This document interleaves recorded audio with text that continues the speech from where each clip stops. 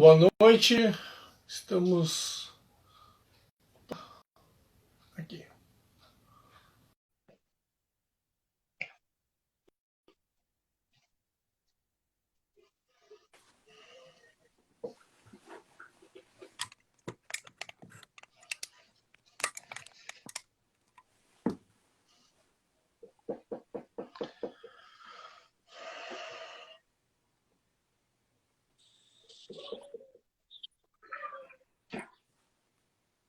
Boa noite, Noite! estou recebendo aqui no meu bate-papo cultural, na edição número 28 desse projeto de entrevistas que eu elaborei para o meu estágio supervisionado em tempos de pandemia, a jornalista Letícia Salorenzo. Tudo bem, Letícia? Tudo bom? Boa noite, Ulisses. Boa noite a todo mundo. Me diz uma coisa, inicialmente eu gostaria de saber um pouco da tua vida. Como é que tu chegou até esse ponto de estudar, de fazer mestrado e tudo mais na área da linguística? Como é que chegou como é que a Letícia chegou até aqui? Bom, eu sou jornalista desde o século passado, milênio passado, abafo caso, não é o caso, tá? Aí eu sempre fui revisora de texto. Aí um belo dia abri o meu blog, objetivando disponibilizar, que eu pegava texto ruim, sacaneava e reescrevia. Aí, um belo dia, um leitor me sugeriu que eu desse um curso de português para as pessoas. Eu estava desempregada, tinha acabado de me mudar para Brasília, gostei da ideia, mas eu também pensei o seguinte, já que eu estou desempregada, que o pessoal está querendo que eu dê aula de português, então deixa eu fazer o troço direito. Eu vou fazer um curso de letras, eu faço uma segunda graduação. Fiz vestibular, até foi bom para eu deixar a cabeça ocupada. Fiz vestibular, passei para letras. Aí, no meio do curso, enfim, eu conversando com os professores e vendo a movimentação, como é que iam as manchetes do governo Lula, né? Aí eu falei com o professor, olha, estou reparando isso, assim, assim, não sei o que, não sei o que lá. Aí o professor Dionei Moreira Gomes, ele virou para mim e disse, você está perdendo tempo na graduação. Vem comigo, vem fazer mestrado, tá? Que a gente... Você vai deslanchar no mestrado. Deixa a graduação para lá. Só que eu sou tinhosa e não deixei a graduação para lá. Mas eu fiz mestrado, concluí a graduação depois, tranquei um pouquinho, porque é loucura mestrado, né? E aí eu tenho graduação em jornalismo, segunda graduação em letras, português.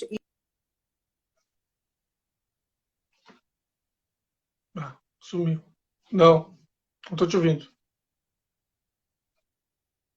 Não estou te ouvindo. Sai e volta de novo. Não estou te ouvindo. Não. Sai e vem de novo.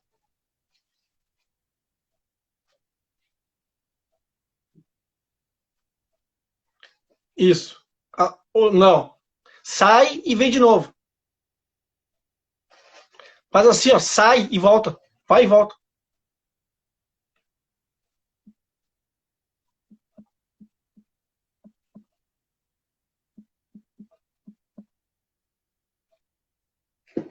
Saiu. Tá. Vamos aguardar que deu probleminha aí, pessoal. Mas tava muito legal a conversa. Vamos aguardar aí a Letícia voltar. Enfim, é sinal de que o assunto é bom, de que a entrevista é muito boa, então vamos esperar ela voltar. Vai lá. Ó, voltou. Vamos lá.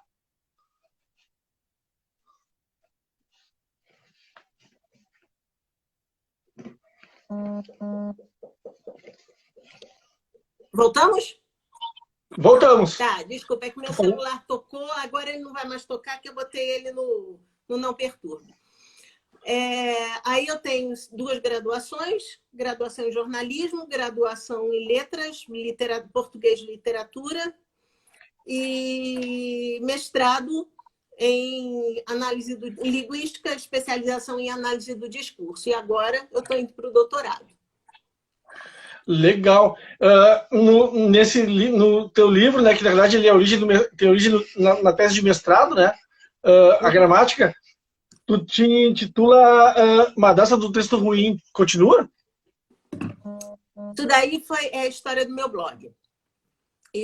Meu marido pediu um dia para eu revisar um texto para ele, que ele sabia que estava uma bosta, daqueles textos que não tem o que fazer, sabe?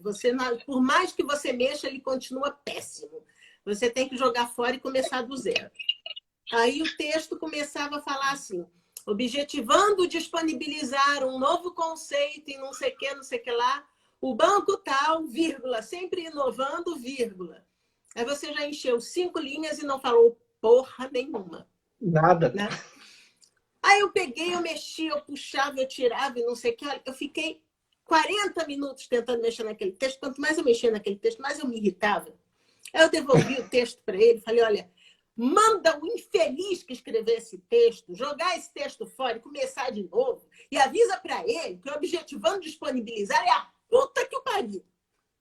Aí eu no espelho. Aí virou. Aí, assim, aí eu comecei a fazer esse blog em que eu pegava texto mal escrito, sacaneava e reescrevia, né? Eu fiz muito isso com a Folha de São Paulo, né? O blog está parado, eu não sei como é que eu retomo ele, eu até tenho backup, mas aí tá, enfim, é uma dor de cabeça. Aí eu chamei o blog de Objetivando Disponibilizar. E o template do blog, ele tinha um espaço para um sublead, lá para um subtítulo, né? Aí eu tentava. Neste blog, os textos mal escritos serão sacaneados. Acabou o espaço. Nesse blog, os textos mal escritos não terão. Acabou o espaço. O texto mal escrito nesse blog não vai. Acabou o espaço. Aí, peraí, eu tenho que sintetizar num slogan. Aí eu pensei, eu vou sacanear texto, eu vou mostrar como é que deve ser e tal. Ou então, a madrasta do texto ruim. Coube direitinho. Sem nenhum caractere faltando. Aí, faltando. Então, pronto. Aí veio essa ideia, pô, então é ótimo, então você é uma bruxa. Então você é uma bruxa que vai sacanear o texto. Aí veio aquele loginho que está sempre no meu Facebook, no Twitter e tal, que é a professora Cude numa vassoura, né? E eu virei uma bruxa. Né? E eu adoro, é muito prático, é muito funcional você ser uma bruxa numa rede social, porque você não tem a menor obrigação de ter educação com os outros. Sem dúvida. E hoje em dia, com a quantidade de pessoas que têm medo do sobrenatural e de porque só Jesus salva e não sei o quê, ninguém briga muito comigo, ninguém me enfrenta muito, né? O que é muito bom. Até porque qualquer coisa, eu já dá para notar para quem te segue como eu no Facebook que qualquer tipo de coisa fora do ponto, tu já bloqueia, né? Pronto, resolvido. Né? Me diz uma coisa, Letícia, sobre o teu mestrado que originou a gramática da manipulação. Como é que tu desenvolveu metodologia de pesquisa? Bom, eu tinha 340 manchetes que continham as palavras Dilma e Aécio. Segundo turno, Globo e Folha. Segundo turno é de 6 de outubro, aí eu fui até o dia 31 de outubro, porque a eleição foi no último dia, foi no dia 26. Mas eu fui até o dia 31, que era para pegar as consequências e as repercussões do segundo turno, né? Então eu tinha isso. E aí, como é que faz? Eu fiquei olhando, tá bom, o que eu vou fazer? Aí eu comecei a separar as manchetes por subtemas, do tipo cobertura de comício, cobertura de declaração, cobertura de debate, não dava liga. Aí eu comecei a ver manchete que falava bem da Dilma, manchete que falava mal da Dilma, manchete que falava bem do Aécio, manchete que falava mal do Aécio. Eu separei manchete que falava bem da Dilma, manchete que falava mal da Dilma e manchete que falava bem do Aécio. E em 340 manchetes, eu não tinha uma notícia que falasse mal do Aécio. Aí eu comecei a ver quais eram os verbos mais usados. Aí eu comecei a separar os verbos. Aí eu vi que tinha muito verbo atacar. Eu vi que tinha muito verbo dizer. Eu vi que tinha muito verbo derrotar. E não só verbo atacar, como também a nominalização do verbo, que era o substantivo ataque. E não somente o verbo derrotar, como a nominalização, que é a derrota. Aí eu vi, peraí, por que derrota tem tanto verbo assim? Aí eu separei, botei lá na planilha bonitinho, né? Aí tá, quando você viu o verbo atacar, ele se espalhava uniformemente ao longo do mês. O verbo atacar estava concentrado, o derrotar estava concentrado na última semana. Aí eu vou lá. Eu vi ela, era capa Globo, interna Globo, capa Folha, interna Folha. Isso foi no dia... Foi dia 26... Espera aí, deixa eu ver aqui, que fica mais fácil eu ver direitinho essas datas. Porque foi no... Cadê? A Derrota Collection Week, que está na página 83. Está aqui. Foi no dia 29 e no dia 30 de outubro. Você tinha capa e interna de Globo e Folha, com o verbo derrotar. Logo depois de uma notícia em que a Dilma venceu. Aí eu abri e fui ver que manchetes eram... Primeiro eu estava vendo só onde elas estavam e em que dias elas estavam. Aí eu abri a manchete. Aí eu observei que era X derrota Dilma. Ah, peraí, a Dilma venceu no domingo, como é que ela foi derrotada ao longo da semana? E só isso para mim deu um capítulo de análise.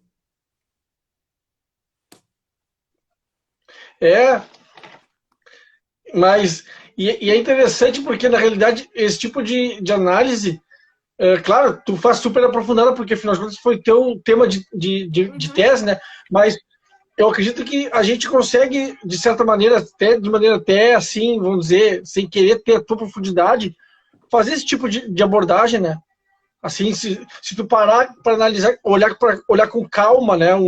Um jornal, ou mesmo uma televisão, porque o que eu ia te questionar também é sobre a inclusão da imagem em ajudar a intenção do texto jornalístico, né? Porque, por exemplo... Eu não analisei isso e eu fiz questão de não analisar. Não só não analisei imagem, como eu também não analisei o conteúdo dos textos. Eu só li manchete. Por um motivo muito simples. A manchete, todo mundo lê, mesmo sem querer. Porque quando você entra lá no UOL, na segunda-feira de manhã, para ver o resultado do Brasileirão, você acaba vendo uma manchete de política, mesmo que você não clique. Sim. Né? Então, você pode não dar atenção à manchete, mas você leu e você absorveu o conteúdo. E esse é o momento mais perigoso em que você absorve a notícia. É quando você não dá atenção, mas o teu subconsciente deu atenção. O teu subconsciente analisou e absorveu tudo sem pensar duas vezes. Já bastou, né? A manchete basta muitas vezes, né? Mais do que o texto. Pois é. E apesar de tu não ter analisado a imagem, até onde tu acha que ela pode colaborar na intenção do texto? O tempo inteiro. O tempo inteiro. Mas se eu fosse analisar também a imagem, eu acho que eu ainda estaria fazendo mestrado, cara. É muita coisa. Sabe o que me levou a fazer essa pergunta? Porque eu me lembro que E aí, pegando a questão da televisão, né? Porque tu analisou jornais, né? Mas, por exemplo, eu me lembro de quando se falava sobre Lava Jato. Invariavelmente, tu tinha aquele cano, né? Caindo dinheiro e tal, não sei o quê. Então, isso marca o imaginário das pessoas, né? Sim, isso serve quase um esquema, né? Isso daí é o estudo da Eliara, né? Quando você começa a fazer associação de frames, você não faz associação só com palavras, você faz com imagens também, né? As imagens também comunicam, as imagens também te passam informações, né? E aí você começa a fazer, que é também outro momento em que você começa a absorver informações, você começa a inferir dados sem debate, sem pensar, sem raciocinar. E esse debate, isso que tu comenta, até agora não se fala em texto, né? É apenas manchete e, no máximo, imagem. Não, quer dizer, tu faz toda uma análise, tu faz toda como dizer assim, tu recebe uma informação, tu absorve a informação, né? Só com a manchete e com a imagem, né? Eu vou te dar um exemplo bem prático.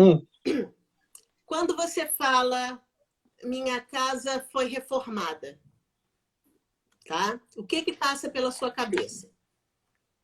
Que a casa está com defeito. A casa está com defeito. O que você está fazendo nela? Você Vou está arrumar. fazendo obra. Obra. Obra é perrengue, é dor de cabeça, é estresse, é não sei o quê. Como é que vai ficar a tua casa no final, quando acabar a reforma? Um brinco. Ela vai ficar bonita. Então, é um feio que passa por um perrengue e fica bonito. Esse é o raciocínio que você faz ao ouvir a palavra reforma e ao ouvir o verbo reformar. Certo? Uhum. Então, É aí por que a gente chama de reforma da Previdência? Porque no inconsciente está estragada, né? Tem problema, né? Não. Vamos continuar essa análise. Se eu digo minha casa foi destruída, o que passa pela tua cabeça? Que a casa veio ela abaixo. não tem nada naquela. A casa Foi veio abaixo. Fica quieta, Dilma Vânia, minha cachorra, Dilma Vânia, fica quieta. É para ficar quietinha, sem latir. Quando eu falo minha casa foi demolida, na tua cabeça, eu não tenho mais onde morar. Sem dúvida. Acabou. Destruição. Você pensa em como é que se diz? Em resto de obra amontoado lá. Você fica com pena de mim. Uhum. Então, por que eu falo reforma da Previdência e não demolição da Previdência? São pequenos detalhes. Eu não estou debatendo nada. Eu estou apenas nomeando as coisas. Eu posso falar o chato do Ulisses ou o legal do Ulisses. E se eu te chamo de chato ou de legal, as pessoas fazem duas ideias completamente diferentes de você. Exatamente. Me diz uma coisa, a partir disso tudo que tu analisou, questão de manchete, como é que tu vê, por exemplo, o discurso que muitas pessoas colocam da isenção jornalística? Isenção jornalística, ela é vizinha do Papai Noel, ela mora na frente do Coelhinho da Páscoa e ela oferece sempre uma xícara de chazinho, de café para a Dona Cegonha. Ou seja, a isenção jornalística não existe. Elas também moram na mesma rua da paz mundial. Não, é porque na realidade se vende muito esse discurso, né? Da neutralidade, da isenção. Pois é. Isso daí é papinho de marketing, né? O que você tem, na verdade, para você trabalhar de maneira correta, vamos usar a expressão da Rede Globo, você tem uma série de critérios jornalísticos que você vai seguir. O critério de noticiabilidade, o que é ou não notícia. Você sabe muito bem isso daí, explicar isso para a gaúcha é uma delícia, né? Porque é 0 hora, assim. 11 de setembro, morreram várias pessoas numa explosão do prédio em Nova York. Tem algum gaúcho? Não, então não é notícia. Não é notícia. 50 gaúchos correm. Então dá notícia. E isso daí é brincadeira com 0 hora, mas isso também acontece em qualquer jornal.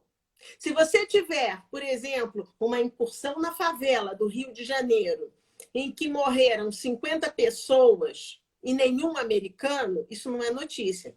Mas se tiver um nova-iorquino entre as 50 pessoas, vai ser notícia no New York Times.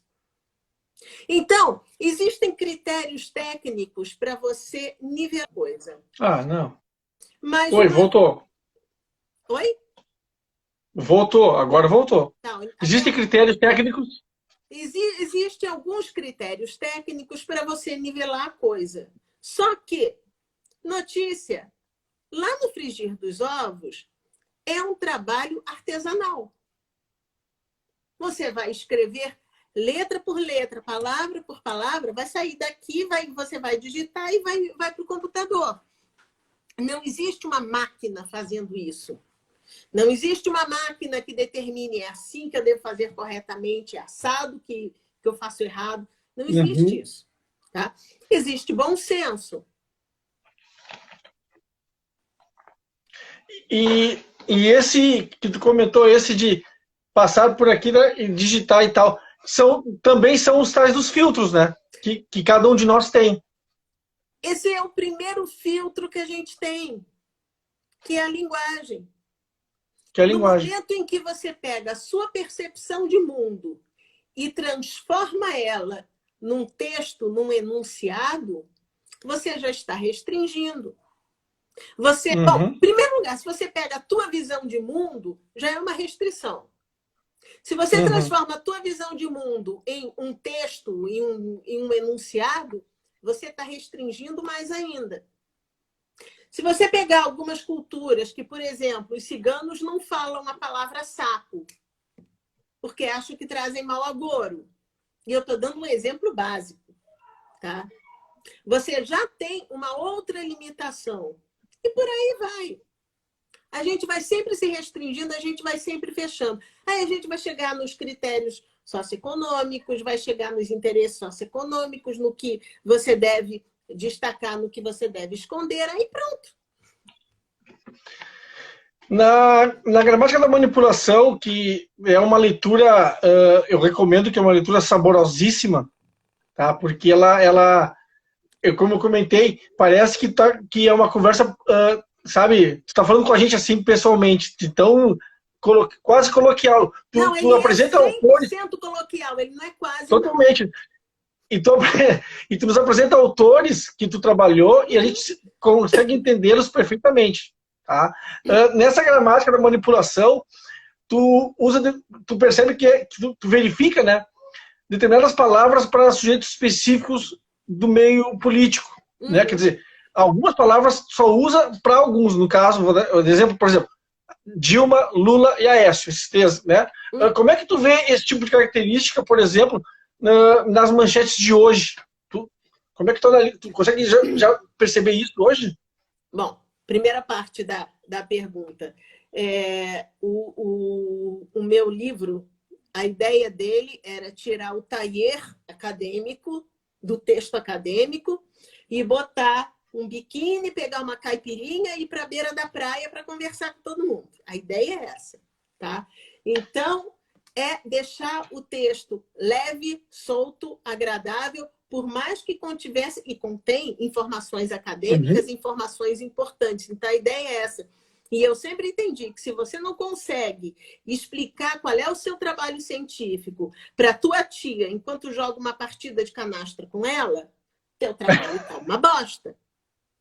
Você tem que saber explicar o seu trabalho para qualquer um que chegar perto. Por mais que você estude física quântica, você tem que saber dar um exemplo concreto, dar um exemplo prático. Senão você se ferra.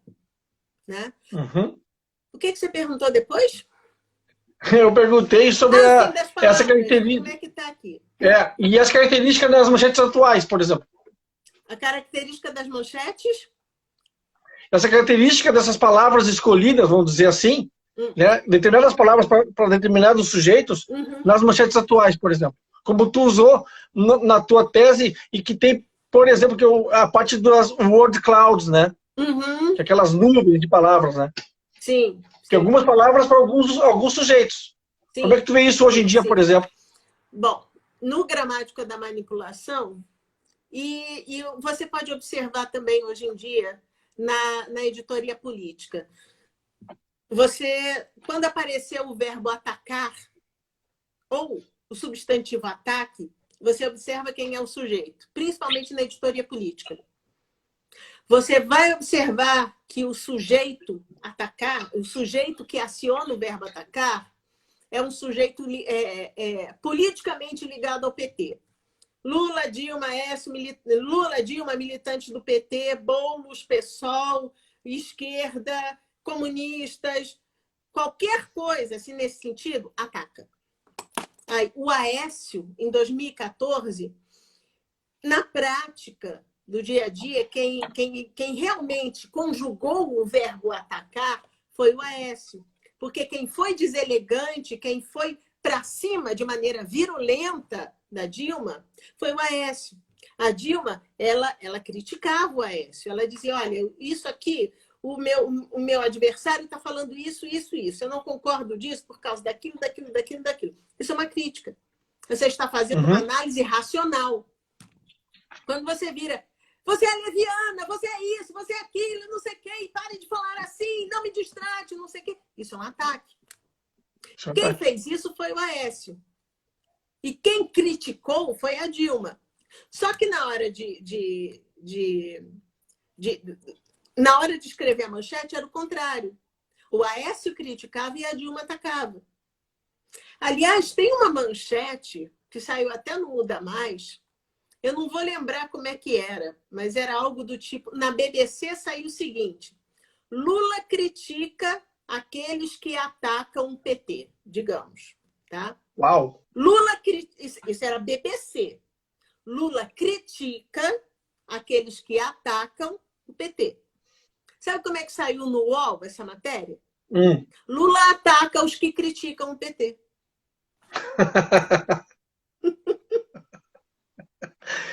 É inacreditável. Sabe o que me chama a atenção também?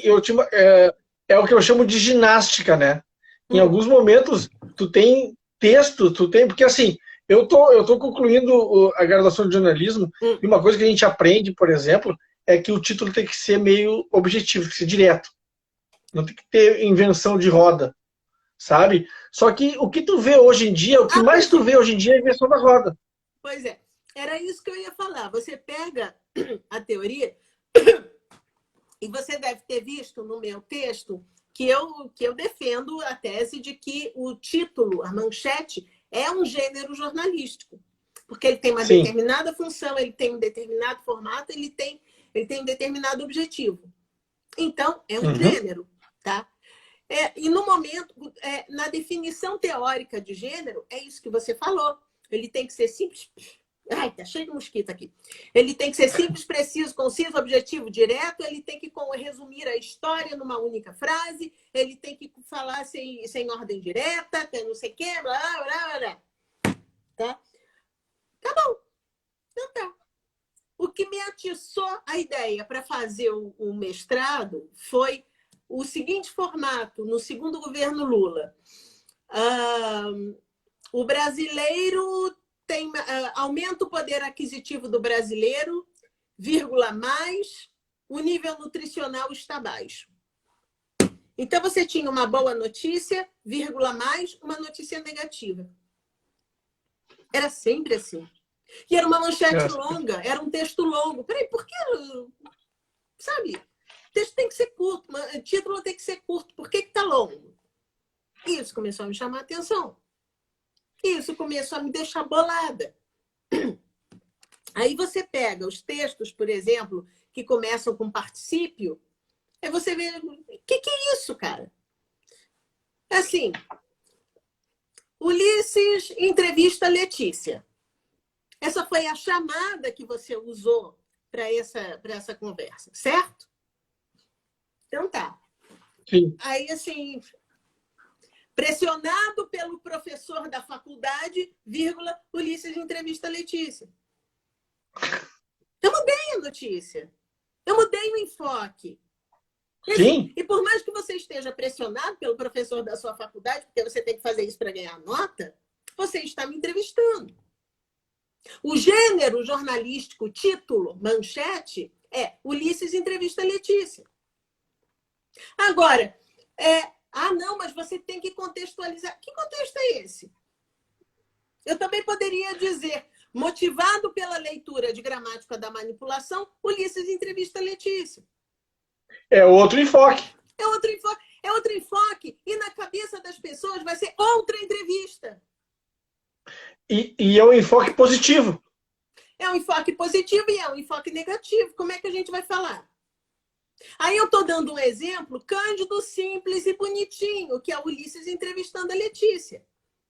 Aí vamos para a nojeira, que é professor da USP, eu posso falar assim, professor da USP, vírgula, Fernando Haddad é o candidato do PT à presidência. Mas eu também posso falar, investigado em 32 processos no Ministério Público, Fernando Haddad é o candidato do PT à presidência. E aí, em que Haddad você vota? No professor da USP ou no investigado? Exatamente. Não, mas eu estou dando a notícia. E olha só, e esse investigado é um troço tão canalha, mas tão canalha, tá? E a gente não estuda isso direito nem no segundo grau. Esse investigado é particípio passado. O particípio passado, o particípio recebe esse nome porque participa de 3 classes de palavras: verbo, substantivo e principalmente adjetivo. Quando eu digo Ulisses está cansado, eu estou qualificando. Não é à toa que predicativo do sujeito é uma mistura de predicado com adjetivo. Então, eu estou qualificando você como cansado. Ulisses está bronzeado, já é outra qualificação. E eu estou usando uma palavra que tem uma carga verbal. Porque cansado é o particípio passado do verbo cansar. É um verbo que está executado lá no passado, concluído no passado e que se repercute no presente. Mas você não pode mais alterar o teu estado de cansado. O investigado, você também não pode alterar o estado de investigado. Ele aconteceu no passado e é uma qualificação. Aí você vai dizer, não, peraí, meu irmão, isso daí é um adjetivo. Não é adjetivo, não, porque isso daí é o particípio passado, porque isso é um verbo e tal. Ele está certo. E também está errado. Porque a nossa cabeça vai apreender o investigado tanto como adjetivo como como verbo. E essas coisas a gente não aprende, porque é uma apreensão, como eu mostro no livro, é uma apreensão inconsciente. Você não se dá conta que você está absorvendo essa informação dessa forma, né? E é aí que você trabalha a ideologia. É aí. Perceba que não existe debate, não existe pensamento, não existe raciocínio, não existe troca de ideias. Existe uso de palavras e influência de raciocínio. Influência não é nem de raciocínio, é de absorção do conteúdo. Né? Até porque tu coloca como tu comentou, uma palavra carregada de significado e de sentido que vai desqualificar ou qualificar o sujeito, né? Uhum. Exatamente. E assim, a gente vendo assim, as notícias, né, na TV, no jornal, etc., se tu lê, porque assim, tem que considerar um pouco que tu tem o que a gente chama de a velocidade do dia a dia. Eu tenho que consumir informação, notícia, informação em tese. Né? E isso eu consumo como? Da forma como um hot dog, correndo. Você consome, não é nem correndo, você consome sem perceber. Eu vou te dar também sem perceber. E aí, só para concluir, aí o que acontece? Tu tem uma expressão que lá no teu interior vai te dar um significado. Uhum. Tu não tem esse significado na hora, tu vai ter isso depois. Pois é, e você não vai pensar nisso quando você absorver esse significado. Eu vou te dar um exemplo. Eu estava com a televisão ligada na CNN na época da eleição americana. Eu estava ouvindo a CNN em inglês, tá? Aí eu estava fazendo coisas, eu passei na frente da televisão,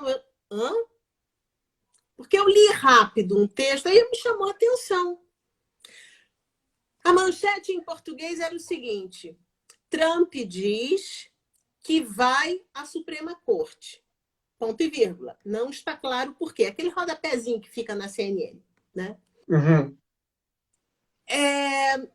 Se você pensar a partir do gênero jornalístico, aí eu parei, olhei tudo, aí eu... tá, entendi.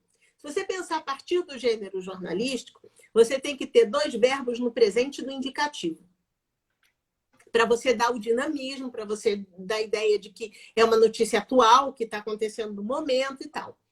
Então, Trump diz que Trump vai à Suprema Corte. Por mais que ele tenha uma ideia de futuro, em português ele vai ter também uma ideia de presente. Certo? Uhum. Então tá. Uhum. Só que em português, em inglês, a manchete era Trump says, presente do indicativo, he'll go to Supreme Court. É o future simple, futuro simples, com uma contração. E por que me chamou a atenção? Porque você pode ler rapidamente e você pode entender he'll, que é com a contração, he will. Sim. E você pode não ler o sinal da contração Hell? e você pode entender hell. Trump says hell go to Supreme Court. Em outras palavras, o Trump diz que o inferno vai à Suprema Corte. E ainda não está claro por quê. Aí eu voltei. E assim, não foi à toa, porque o texto lá deveria ser Trump says he goes to Supreme Court. Mas a escolha desse he'll go não foi à toa. Aí eu voltei, caraca, maluco, a CNN também faz essas coisas, que legal, olha só. Aí eu comecei a prestar atenção. Aí eu comecei a prestar atenção na construção das manchetes, na construção dos frames, né? E eu até escrevi isso no grupo lá do George Lakoff, que é um dos autores que eu cito, né? Tem um grupo de discussão no Facebook. Eu mostrei isso para eles, né? Não, achei que fosse continuar alguma coisa, mas eu vou ali. Fiquei esperando. Tem uma característica, uma definição que tu coloca no teu texto, no teu livro, que é metonímia. Né? E aí tu cita duas manchetes do Globo. E isso me chamava a atenção, não sabia nem que tinha esse nome. Que era, uma dizia assim, manifestantes apoiadores de Dilma vão às ruas. E outra diz, população brasileira, ou como tu disse no livro, né? Brasil manifesta. Quer dizer, até onde isso, né? Isso mostra como a escolha de palavras, né? Para que as word clouds, como tu comentou no livro, né? Sejam compostas, né? Vamos lá. Metonímia é quando você pega o todo para você explicar uma parte. Vamos dar um exemplo bem simples, tá? Você tem um estádio de futebol, o estádio está lotado e boa parte dos torcedores que estavam presentes no estádio aplaudiram o Ulisses, que é jogador do Grêmio do Internacional. Do Inter. Que é jogador do Inter. Pronto. Aí aplaudiram. Tá? A informação é essa. Se você for extremamente cri-cri, você vai dizer parte, ou grande parte, ou maioria dos torcedores aplaudem Ulisses do Inter. Só que a manchete vai ser o estádio aplaudiu o jogador. Quando você fala o estádio, você diz que todo mundo que estava lá dentro aplaudiu. Pode não ser verdade, mas você está dando ideia de unanimidade.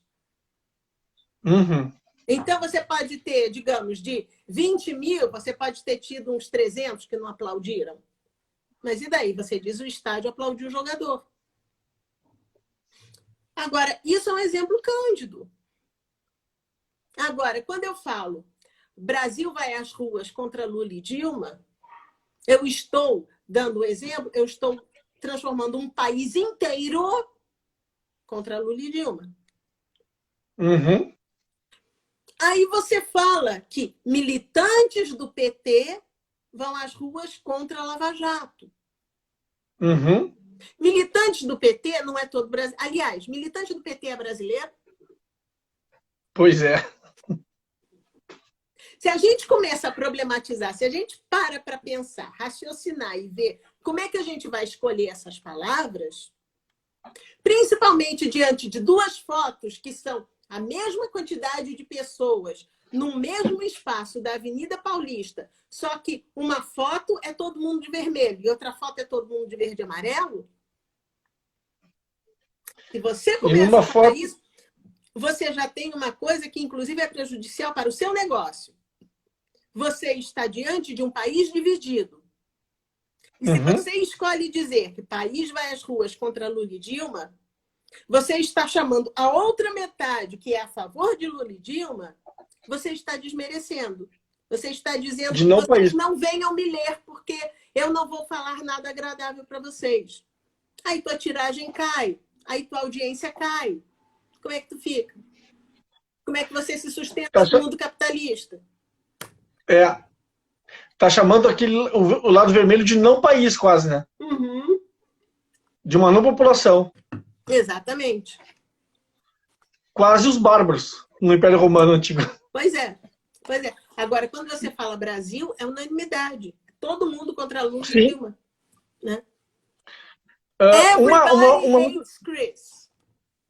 É todo mundo mesmo que odeia o Chris? Who's Chris? Quem é o Chris? Eu lembrei do outro, aquele Everybody Loves Raymond. Everybody loves Raymond. E O irmão dele não gostava dele. Frase, é justamente o irmão mais velho que morre de ciúmes dele fala Everybody loves Raymond. Ele fala de maneira irônica, que não é irônica, todo mundo. totalmente. Ele é o primeiro a odiar o Raymond. Ele é o primeiro a dizer que ele é o ficha número 1 dessa história, né? Pois é, pois é. Uma outra característica que me chamou a atenção, que tu comenta no teu livro, é o que é a modalização, né? E o que seria a modalização e de que forma ela colabora para um texto jornalístico, para a compreensão de um texto jornalístico? Vamos lá. Ulisses é legal. Ok? Essa é uma informação. Ulisses pode ser legal. Ulisses é quase legal. Ulisses talvez seja legal. Eu já te transformei num chato, cara. Sabe? A maneira como eu escrevo. Eu estou dando um exemplo aleatório, um exemplo bobo, um exemplo cândido, para que isso fique claro, tá? A despeito de você ser legal, chato, nem te conheço. Tá? Mas quando você começa a falar isso, tem um exemplo maravilhoso do meu texto. Como é que era? Assim, na comparação, foi uma comparação entre o governo FHC e o governo Dilma. Todos os índices do governo Dilma eram melhores do que os índices do que os de FHC. Como é que você informa isso? Aí a manchete ficou, na comparação com FH, vírgula, Dilma parece levar vantagem. Isso é uma modalização, cara. Não, tipo assim, dá informação, pero não mútil, né? Uhum. Fala que ela parece, que tipo assim, porque provavelmente lá no meio da manchete do texto vai dizer alguma coisa nesse sentido. Ele vai né? explicar tudo. E aí é que tá, você tem um texto que contradiz a manchete. E foi por isso que eu me recusei a ler o conteúdo dos textos, né? Você está me ouvindo? Sabe que eu tive o privilégio de conhecer o Aloysio Biondi em 97, 98, eu acho. Uhum. E ele já dizia isso na época. Ele trazia debaixo do ombro, assim, debaixo do braço, assim, uma pilha de jornais, e ele dizia que normalmente eu tive a sorte de entrevistá-lo assim muito rapidamente. Na época não tinha nem celular, era na fita cassete mesmo. Uhum. E ele dizia justamente isso. Normalmente a manchete contradiz o texto. E o que tu quer saber está no final. Pois é. A informação está no final. Sim, sim, sim. E aí a gente entra na história da pirâmide invertida. Você jura, meu irmão? Uhum. Tá invertida mesmo? Tá invertida. O que importa no final não, tá? Ou ela está organizada de acordo com a conveniência do patrão? Nos tempos atuais, e aí quando eu boto tempos atuais, não, uma outra coisa que eu ia te comentar, que com tudo isso, é impressionante, porque se tu pegar, e aí eu volto à questão da imagem, se tu pegar as capas de revistas semanais, em que aparece a Dilma na capa, invariavelmente, ela aparece em condição desfavorável. Sim, sim. Por mais que tenha índices e tenha números e tenha, né, positivos e favoráveis a ela. Por mais que, como a gente sabe, ela se elegeu e se reelegeu. Apesar de tudo isso, as imagens, a questão da imagem nas capas semanais, eram tudo desfavoráveis a ela, né? Pois é. E aí, o que você tem? O que nós estamos contando, com outro enfoque, com outras palavras, é a construção do antipetismo. Porque no momento que você usa o verbo atacar, sempre acionado por um sujeito ligado ao PT, veja este exemplo. O homem atacou a mulher. O que você pensou? Violência doméstica, agressão, estupro, mais forte sobre mais fraco, etc. Sim. Aí eu digo, o homem criticou a mulher. O que você pensou? Sim. Na segunda frase, o homem está mais civilizado do que na primeira. Ah, sim. Isso é o principal, porque para você criticar, você tem que pensar, você tem que ponderar, você tem que ver o que é positivo, o que é negativo, o que é bom, o que é ruim, e aí você enuncia uma opinião. Isso é criticar. E tudo isso, quando você ouve o verbo criticar, você pensa em tudo isso. Então, quando eu digo o homem criticou a mulher, está tudo isso embutido na informação. Racionaliza, né? E aí o homem fica bem na fita na tua cabeça. Mas se eu digo o homem atacou a mulher, o homem ficou mal na fita. Você está fazendo uma ideia completamente negativa dele. Da mesma forma, quando eu digo PT ataca, Lula ataca, Dilma ataca, a campanha do Lula ataca, a campanha da Dilma ataca, o poste do Lula ataca, o cachorro do vizinho do Lula ataca, todo mundo ataca, você vai construindo uma imagem negativa do PT e você não sabe nem por que você está com essa imagem na cabeça. Aí, ou isso, sim. Aí a água mole em pedra dura, tanto bate até que fura. Tá aí o resultado. Ah, não, o Lula é muito agressivo. Ah, o PT é muito agressivo. Ah, não vou votar não, porque o PT é violento. Como assim é violento? O Boulos é violento, ele vai invadir a minha casa, vai destruir. Meu irmão, o Boulos lava louça na casa dele. Cadê que ele lava louça de chinelo Raider? Como ele pode ser violento? Mas ou isso, ou tu usa títulos com o sujeito, né, sofrendo ação, né? Aécio sofre ataques ou é atacado, né? Aécio sofre ataque. Todas as manchetes com verbo atacar, elas podem ser reduzidas a um único enfoque, é o PT ataca, Dilma ataca. Isso daí é o que na sintaxe, na análise sintática, a gente chama de antipassiva. Antipassiva é uma frase que não vai para a voz passiva. O exemplo clássico disso é Baigon mata. Só que quando você fala Baigon mata, você está associando um sujeito a um verbo de maneira indissociável. E quando você fala isso de um inseticida, cujo objetivo é, veja vocês, matar insetos, então é muito bom você ter essa ideia de que Baigon mata. Agora, quem é matado por Baigon? Não importa. Não vem ao caso. O que importa é que o sujeito X aciona o verbo Y.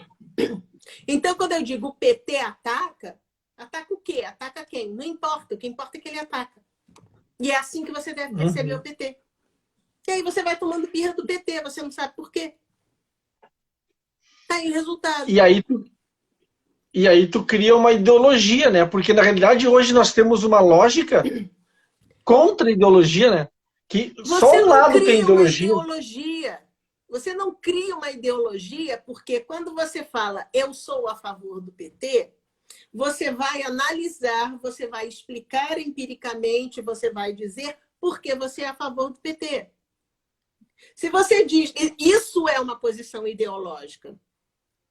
Se você diz que você é contra o PT, você também deve fazer uma análise. Agora, se você não consegue fazer uma análise, se você diz, é tudo ladrão, eles são comunistas, vai transformar o Brasil em Venezuela, vai transformar o Brasil em Cuba, cadê a análise? Cadê o raciocínio?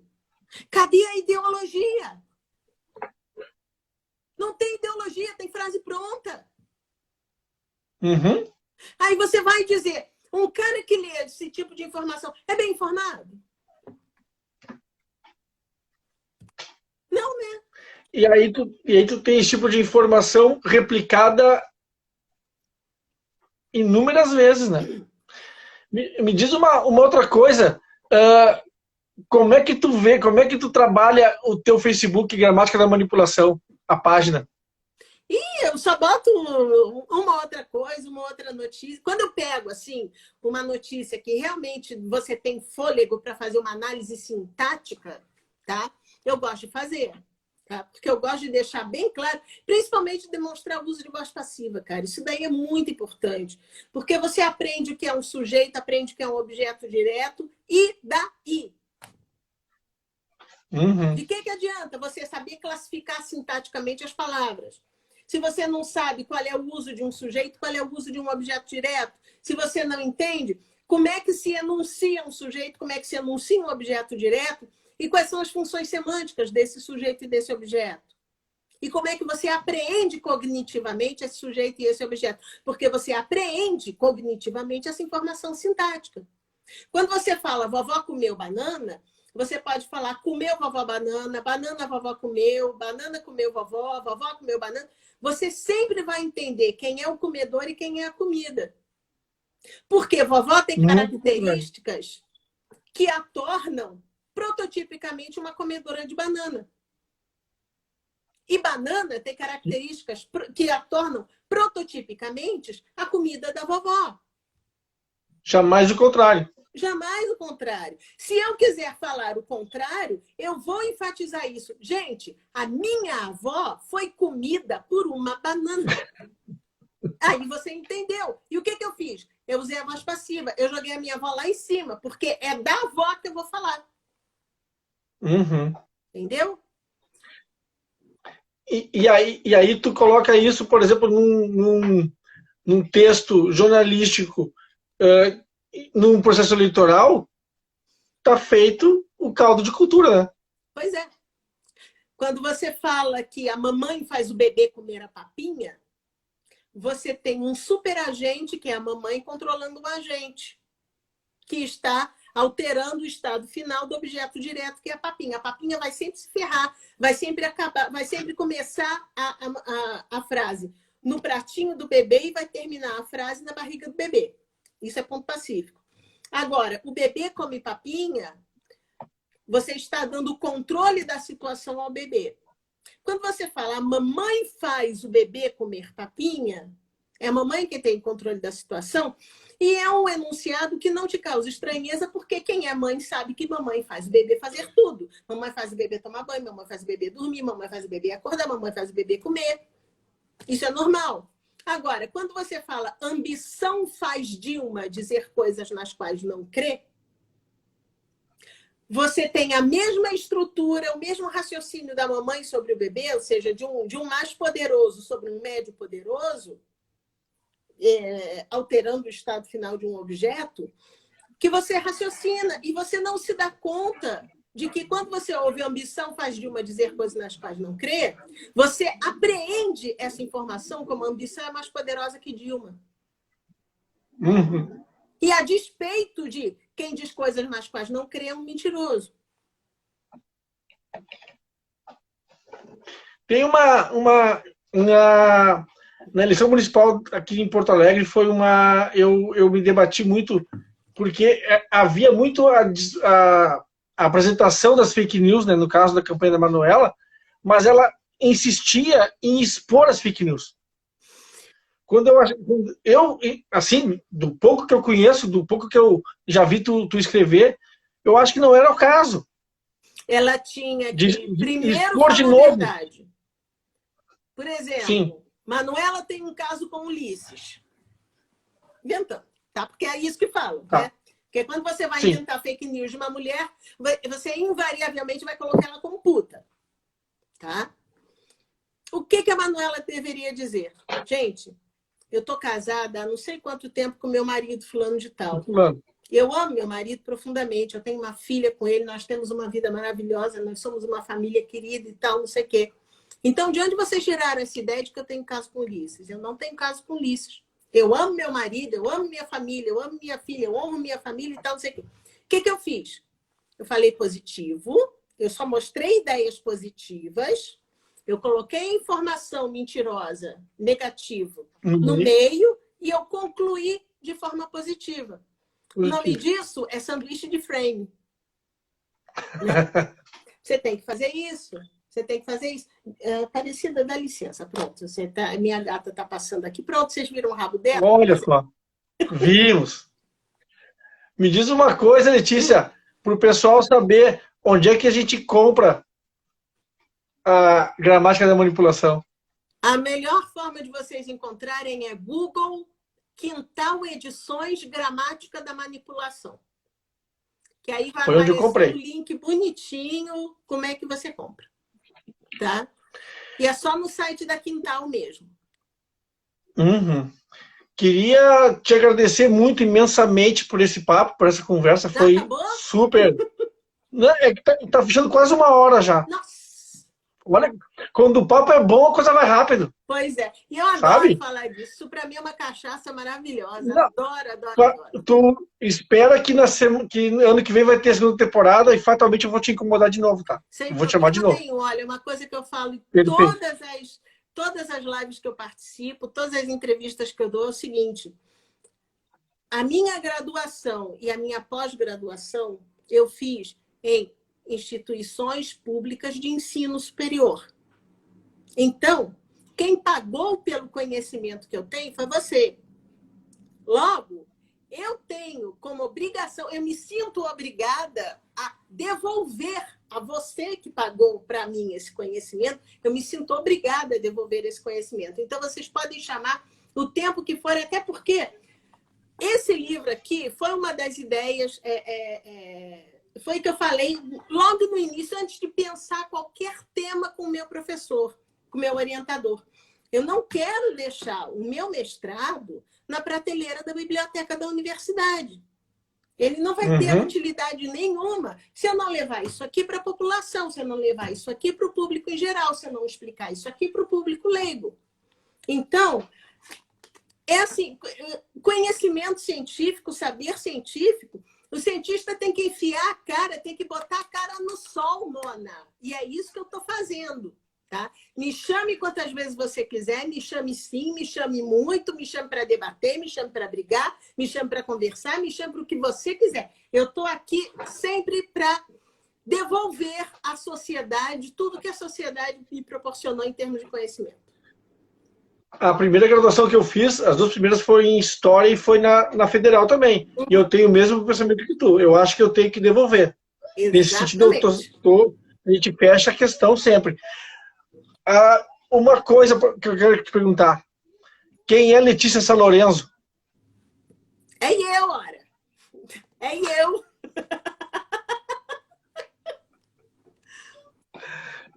eu. Cara, assim, é uma pergunta assim tão... Quem é? Assim, depende. Eu posso ser doutoranda da UNB, eu posso ser professora da UNB, eu posso ser uma das professoras do curso de letramento midiático, que a Eliara Santana é uma das coordenadoras, que vai ter duração de 1 ano, a partir do ano que vem na PUC Virtual. Inclusive, vocês podem jogar também no Google, PUC Virtual Letramento Midiático. Vocês podem fazer esse curso de qualquer canto do Brasil. Por favor, se inscrevam nesse curso, porque vai ser muito importante. Inclusive, eu vou ganhar dinheiro com esse curso. Eu posso ser a dona da Cida, eu posso ser a dona da Dilma, eu posso ser a mãe do Tiago, eu posso ser a bruxa do Facebook, eu posso ser a bruxa do Twitter. Eu sou milhares, eu sou uma só. Às vezes eu sou 2 ao mesmo tempo, dependendo. Às vezes eu sou subsíndica e cozinheira, porque eu tô assim, vem, fulana, tá, o que a gente tem que fazer? E tal. Não, peraí, eu tenho que botar água aqui no arroz. Tal. É assim. Letícia Salorenzo, só tenho a te agradecer mais uma vez pela disposição, pela conversa e pelo alto astral da conversa. Muito obrigado, tá? Dizer que na próxima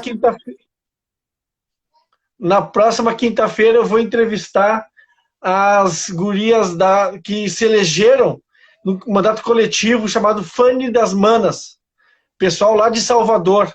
Que legal. Eu contatei com elas e quinta-feira eu vou entrevistá-las, saber como é que é essa experiência de mandato coletivo, como é que isso funciona, as ideias delas e tudo mais.